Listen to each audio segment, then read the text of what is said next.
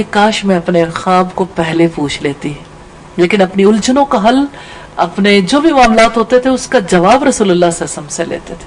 کیا ام فضل حضرت عباس سے حل نہیں تلاش کر سکتی تھی؟ حضرت ابوبکر صدیق سے پوچھ لیتی. اچھا حضرت عمر سے نہیں پوچھ سکتی تھی؟ کیا وہ رسول اللہ صلی اللہ علیہ وسلم کے تربیت یافتہ نہیں تھے؟ ان چیزوں پر ضرور غور کیا کریں کہ اصل رہنمائی کہاں سے ملنے والی. جب آپ اس چیز کو سمجھ جائیں گے تو آپ کے لیے اسلام کی حقیقت کھلنی شروع ہو جائے گی، پھر آپ حقیقی اسلام اپنانا شروع کریں گے انشاءاللہ. تو ہم نے ام فضل کے حوالے سے بہت سی چیزیں دیکھی ہیں الحمدللہ. ان کا زندہ مثالی کردار ایک سسرالی زندگی میں بھی، اور پھر یہ ہے کہ اپنی بہنوں کے خاندان میں بھی، اور اپنے بچوں کے حوالے سے بھی، اور یہ ہے کہ بچوں کو اسلام سکھانے میں بھی اور تعلقات نبھانے میں بھی. اللہ تعالیٰ سے دعا ہے اللہ تعالیٰ ان پر اپنی رحمتیں نازل فرمائے، انہیں اپنے جوار رحمت میں جگہ دے، اور اللہ تعالیٰ انہیں اپنے پاس اچھے مہمان کی صورت رکھیں اور ان کے درجات بلند فرمائے. کوئی چیز جو میں فضل کا کردار سے آپ نے سیکھی ہو، خاص چیز؟ جی میم یہ کہ آپ کے معاملے میں صنف نازک کے جو بہادری اور شجاعت جو ہے وہ ایک قابل تکلیف مثال ہے ہمارے لیے الحمدللہ. الحمدللہ. میں نے یہ بات سیکھی ہے کہ جو ذہن میں الجھنے ان کا بر وقت فوراً جو ہے ان کو پوچھنا چاہیے، اور انشاءاللہ آپ سے ہی پوچھیں گے. دیورانی اور جٹھانی کے تعلق میں نے وہ سیکھا کہ اگر جٹھانی حق پر نہیں ہے تو اس کے بارے میں سٹینڈ لیا جا سکتا ہے انشاءاللہ. لیکن یہ معاملہ ایسا نہیں ہے کہ جس میں عام معاملات میں اس طرح کا معاملہ شروع ہو جائے. یہ تو رسول اللہ صلی اللہ علیہ وسلم پر الزام تراشی اور آپ کے خلاف پروپیگنڈے کی ایک مہم تھی نا، تو اس مہم کو سیدہ ام فضل اس کا دفاع کرتی تھی الحمدللہ. جی میم مجھے جو ان کی بات بہت اچھی لگی ہے وہ سب سے پہلے کہ وہ جو دوسرے نمبر پہ انہوں نے اسلام قبول کیا، دوسری عورت تھی جنہوں نے اسلام قبول کیا، اور پھر ان کے رشتے بہت خوبصورت رشتے تھے. جو ان کی ماں تھیں وہ ہند بنت عوف تھیں، پھر ان کی جن کی وہ بیوی تھی وہ ابن عباس تھے، اور بہن جن کی تھی وہ میمونہ تھی، اور جو بہنوئی تھے وہ رسول اللہ صلی اللہ علیہ وآلہ وسلم. اچھا اب آپ کے دل میں اتنی پیاری پیاری باتیں آ رہی تو آپ اسے ڈرا کریں، آپ یعنی ایک پکٹوریل فارم میں بھی آپ لے کے آئیں گے تو اگر پیارا ہوگا تو ہم فائز سے ریکویسٹ کریں گے کہ پھر اسے فیس بک پہ دے دے تاکہ اور لوگوں کو بھی پتہ چلے. اور جو ہم نے پہلی شخصیات پڑھی اس کے بارے میں بھی کوئی چیز آپ سامنے لانا چاہیں. کسی کے دل میں رشتوں کی بات زیادہ آتی، کسی کے دل میں کوئی سیلینٹ ایسی کوئی خصوصیات آتی ہیں، اینی تھنگ جو بھی آپ پیاری صورت میں سامنے لا سکیں جس سے دوسروں کو بھی نفع پہنچے، تو انشاءاللہ یہ بہت لوگوں تک بات ہم پہنچائیں گے. رسول اللہ صلی اللہ علیہ وآلہ وسلم ان کے بہنوئی تھے، اور ان کے 6 بیٹوں میں سے ایک بہت خوبصورت بیٹا وہ حضرت عبداللہ بن عباس تھے. تو یہ رشتے بڑے ان کے خوبصورت لگے ہیں، بہت اچھے رشتے ہیں اسلام. ایک اور رشتہ بھی میں آپ کو عبداللہ بن عباس کے حوالے سے بتا سکتی ہوں جس کی وجہ سے آپ کا براہ راست تعلق بن جائے گا. حضرت عبداللہ بن عباس کے خاندان سے ہی ہمارا تعلق ہے الحمدللہ. تو آپ کا مجھ سے تعلق ہے الحمدللہ. تو یہ یعنی کہ رشتہ داری کہاں ڈائریکٹلی رسول اللہ صلی اللہ علیہ وسلم کا خاندان کے ساتھ جا جڑتی، اور پھر حضرت ابراہیم علیہ السلام کے ساتھ، اور پھر حضرت اسماعیل کے ساتھ، حضرت اسحاق کے ساتھ الحمدللہ. تو یہ یعنی کہ ان چیزوں کو انسان جب دیکھتا ہے تو ایک اور نوعیت کا تعلق بھی بنتا ہے الحمدللہ. جی ان کے میم ہمارا بھی رشتہ ہے رسول اللہ صلی اللہ علیہ وسلم سے جڑا ہے. جی وہ ایک رشتہ تو سبھی کا الحمدللہ، لیکن اس اعتبار سے ایک اور طرح کا رشتہ بھی بن جاتا ہے. جی میڈم اس میں بات بہت اچھی، انہوں نے اپنی تمام صلاحیتوں کو اسلام کے لیے صرف کیا اور رسول اللہ کا دفاع کیا. تو مطلب اس چیز میں کہ ایک عورت رسول اللہ کا دفاع کس طرح کر سکتی ہے، اور جتنی بھی ان میں صلاحیتیں تھیں انہوں نے دین کے لیے لگا دی. تو میں اپنا انالائز کر رہی تھی کہ میرے اندر کتنی صلاحیتیں اور میں نے کتنی اسلام کے لگائی، اور میں نے رسول اللہ کے لیے دفاع. نیت کر لیں کہ اسلام کی خاطر اپنا سب کچھ لگانا ہے انشاءاللہ. آپ ارادہ کریں گے اللہ تعالیٰ آپ کو مواقع دیں گے انشاءاللہ، کیونکہ اس مسبب الاسباب وہ ہے، وہ سب اسباب پیدا کرے گا، مواقع آئیں گے، آپ اس میں اپنا رول پلے کریں انشاءاللہ.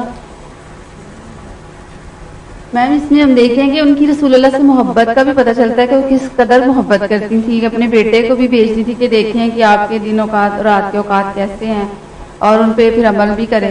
تو اس سلسلے میں ہمیں دیکھنا ہے کہ ہم اللہ کے نبی سے کتنی محبت کرتے ہیں ان کو سامنے رکھتے ہوئے. اور اس چیز میں میں جب دیکھتی ہوں کہ میں آپ سے پڑھ رہی ہوں تو آج رشتہ داری کا بھی تذکرہ ہوا تو میں بہت زیادہ اللہ کا شکر ادا کرتی ہوں کہ اللہ نے زندگی میں آپ سے پڑھنے کا موقع دیا اور اس طرح اللہ کے نبی سے ایک تعلق مزید مضبوط ہوا. جی بیٹا. پھر آپ کو اور بہت ساری شخصیات نظر آئیں گی اس شجرے میں جن کا بڑا رول رہا ہے اسلام کو پھیلانے میں. الحمدللہ الحمدللہ. جی حضرت ابن عباس کے حوالے سے پتہ نہیں کیوں دل میں اتنی محبت آتی ہے جب تفسیر کا حوالے سے جب بھی کبھی آتا نا ابن عباس کا ذکر تو پتہ نہیں میرے دل کے اندر تک یعنی کہ وہ بہت محبت دل کے اللہ کے رسول کی دعا ہے نا ان کے لیے اللہم علمہ الکتاب ترجمان القرآن انہیں اسی وجہ سے کہا جاتا ہے. تو بہت زیادہ محبت. بعض بات مجھے یہ لگتا ہے کہ میں ایک خاتون ہوں تو پھر وہ کس طرح سے اتنی زیادہ محبت ویسے تو عقیدت کی محبت ہی ہے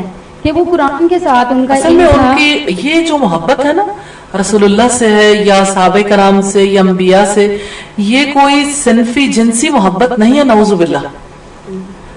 یہ جو شخصیات سے محبت ہے دراصل ان کے گوشت پوست سے محبت نہیں ہے ان کے نقوش سے نہیں ہے دراصل ان کے اعمال سے محبت ہے. میں نے کھل کے اس لیے الفاظ استعمال کیے کہ اس کے بعد کوئی الجھن باقی نہ رہے. جزاک اللہ. مجھے بڑی الجھن ہوتی تھی لیکن مجھے بہت محبت ہے اور میرا دل چاہتا ہے ہم دعا کرتے ہیں یا اللہ ہمیں جنت میں رسول اللہ کی رفاقت نصیب کر دے. اب رفاقت کے لیے اگر آپ عام طور پر سوچیں تو اچھا ہم رسول اللہ کے سامنے جائیں گے حجاب کریں گے تو حجاب دنیا کے لیے ہے. اچھا پھر مردوں اور عورتوں کا اختلاط ہوگا تو یہ تو دنیا کی پابندی ہے. وہاں پر تو ان ساری چیزوں سے پاک ہو کر جائیں گے انشاءاللہ. تو میرا دل یہ بھی چاہتا تھا کہ جب ہم جنت میں جائیں تو میں ان کی محفل میں ضرور شرکت کروں جہاں وہ تفسیر پڑھا رہے ہوں یا کچھ لیکن وہاں پہ شاید ایسی بات نہیں ہوگی علم کی. پتہ نہیں مجھے لیکن میرے دل کی خواہش تھی. علم کی بات جنت میں نہیں ہوگی مجھے نہیں پتا لیکن میں مطلب یہ خواہش کرتی ہوں. خواہش دیکھیں جنت کے بارے میں ایک بات ہمیں اللہ کی کتاب سے رسول اللہ سے ملتی ہے جو خواہش کرے گا کوئی وہ پوری ہوگی. جنت ایسا مقام نہیں ہے جہاں خواہشات جو ہیں وہ ادھوری رہ جائیں. تو ایک شخص نے کہا کیا جنت میں گھوڑا ہوگا؟ آپ نے فرمایا ہاں. یعنی یہ کیسے ہو سکتا ہے کہ آپ چاہو گے گھوڑا ہو لیکن وہ یاقوت کا ہوگا یعنی بہت ہی زیادہ قیمتی گھوڑا ہوگا. جزاک اللہ. اور مجھے بڑی خوشی ہوئی ہے کہ آپ کا بھی لنک جو ہے اسی خاندان سے ہے. مجھے بڑی محبت ہے یعنی کہ ان کے علم کی وجہ سے. علم کی وجہ سے اصل چیز تو وہی ہے نا علم اور عمل. میں تو ابھی دیر سے آئی تھی تو جتنا میں نے سنا اس میں مجھے جو چیز اپیل کی ہے وہ یہ ہے کہ انہوں نے اپنی رشتہ داری کو ترجیح نہیں دی. ایک کمزور غلام کے لیے انہوں نے اتنا بڑا سٹینڈ لیا. وہ اگر ان کے وہ یہ کتنی گہری بات ہے. یعنی آپ یہ دیکھیں اس پر ہم نے کسی نے بات نہیں کی کہ جس کے خلاف انہوں نے ایکشن لیا تھا وہ ان کا جیٹ تھا. جیٹ کے معاملے میں لوگ نارملی تھوڑا دب جاتے ہیں کہ اب میں کیا کہوں میری رشتہ داری میں فرق آتا ہے. تو چونکہ آپ کے ایکسپیرینس میں یہ چیزیں زیادہ آتی رہتی ہیں اس لیے آپ نے الحمدللہ باریک بات نوٹ کی ہے. ہاں جی کیونکہ کمزور لوگوں کا ساتھ لوگ نہیں دیتے اپنی رشتہ داری کو زیادہ ترجیح دیتے ہیں. اگر اس وقت تو غلامی کا دور تھا اب ملازموں کے ساتھ بھی اگر کوئی بڑا کوئی بدتمیزی کر جائے تو میرا نہیں خیال کہ کوئی کسی بھی خاندان کی کوئی عورت آگے آ کے ان کا ہاتھ روک. ہاں الحمدللہ میں روک لیتی ہوں. اللہ کی الحمدللہ صحیح شکر ہے اللہ کا. جی ہاں جی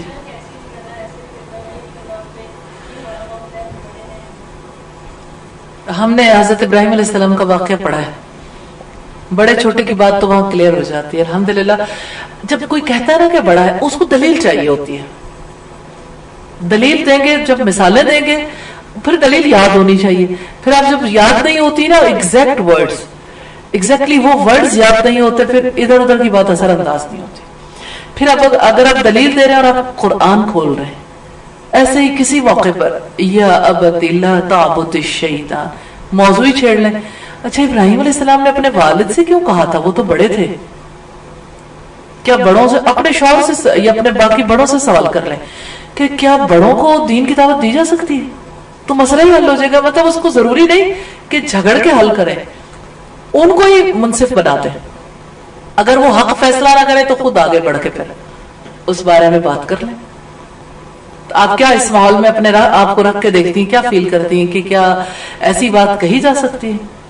ایسا ماحول تو پیدا ہو جاتا ہے بہت دفعہ. جی ہم نے دیکھا تھا نا سیدہ ام رومان حضرت ابوبکر صدیق کی بیوی تھی, اور جب سب سے پہلے مرد حضرت ابوبکر تھے جنہوں نے اسلام قبول کیا تھا, تو ہم نے آج دیکھا کہ یہ جو تھی جن کے بارے میں آج ہم نے پڑھا ہے وہ دوسرے نمبر پہ ایمان لے کے آئی تھی. تو میرے ذہن میں یہ آ رہا تھا کہ حضرت ابوبکر نے جب اپنی بیوی کو اسلام کی دعوت دی انہوں نے قبول کر لیا تھا, تو یہ پھر دوسرے نمبر پہ جی انہوں نے قبول کیا تھا. لگتا ہے ایسے کہ بس جو ہی آئے تھے تو انہوں نے فوراً دعوت دی, فوراً قبول کر لیا. نہیں, ایسا نہیں تھا. جب انہوں نے بہت زیادہ پٹائی کی تھی اہل مکہ نے, تو حضرت ابوبکر صدیق جب گھر آئے تو ام جمیل بھی ساتھ تھی, ام رومان کے. اس وقت وہ مومن نہیں تھی, ابھی تو حالات اپنے ہی سازگار نہیں تھے, ذاتی حالات سازگار نہیں تھے. کو جا کے وہ گھر والوں کو بتاتے کہ اصل معاملہ کیا ہے. ابھی تو وہ اپنے اس چیز سے باہر نہیں نکل پا رہے تھے. اور یہ آپ کو یاد ہے کہ جس وقت حضرت ابوبکر صدیق نے یہ دعوت دی تھی انہیں کہ میں رسول اللہ صلی اللہ علیہ وسلم کے دعوت و ارشاد کی ذمہ داریوں کو پورا کرتا ہوں, یعنی جو آپ نے دعوت و ارشاد کا کام کرنا اس میں میں ساتھ دیتا ہوں, کیا آپ میرا ساتھ دو گی؟ تو اس کا مطلب یہ کہ بات بہت آگے بڑھ گئی تھی, یعنی ابھی کافی دیر گزر گئی تھی, بیچ میں بہت زیادہ ٹائم بھی نہیں گزرا ہوگا لیکن کچھ نہ کچھ وقت ضرور گزر چکا تھا. جی تو ام رومان اور ام فضل کے بارے میں یعنی آپس میں اس سوال نے کلیئرٹی کر دی کہ ام رومان کے مقابلے میں ام فضل پہلے ایمان لانے والی تھی, اور پھر اس کا حدیث سے ہمیں ثبوت ملتا ہے الحمدللہ.